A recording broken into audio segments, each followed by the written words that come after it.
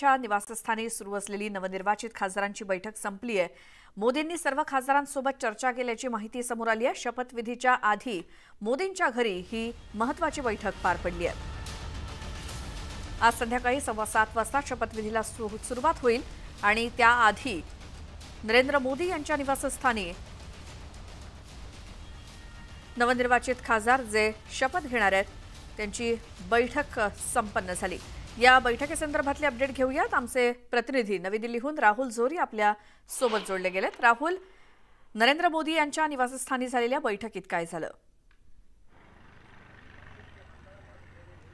अगदी श्वेता, पंतप्रधान नरेंद्र मोदी यांनी आज जे खासदार शपथ घेणार आहेत त्यांच्यासोबत एक बैठक जी आहे ती नुकतीच पार पडली। एकंदरीत बघितलं तर 18-18 भाजप आणि मित्रपक्षाचा 50-50% फॉर्म्युला जो आहे तो भाजपनं अगदी पहिल्याच टप्प्यात दाखवून दिला आणि त्याच संदर्भात जे अनेक महत्त्वाचे निर्णय ज्या पद्धतीने घेतले जातात, खास करून तमिळनाडूमधून ज्यांचा पराजय देखील झालेला आहे त्यांना देखील मंत्रिपद देण्यामध्ये पंतप्रधान नरेंद्र मोदी यांनी माघार घेतलेली दिसत नाहीये।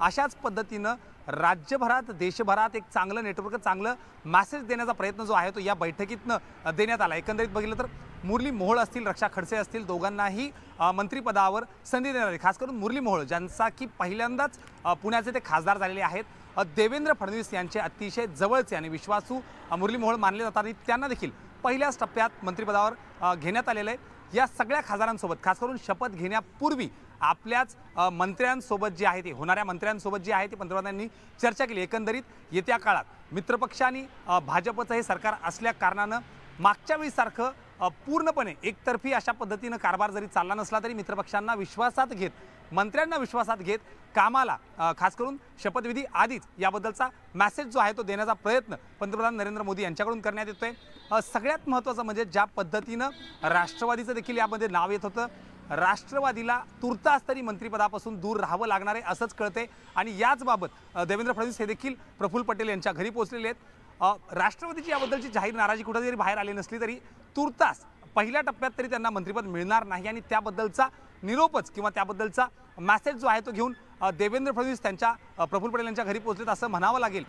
एकंदरीत जर बघितलं तर आज संध्याकाळी शपथविधीला सुरुवात होईल, साधारण 7च्या सुमारास शपथविधीला सुरुवात होईल।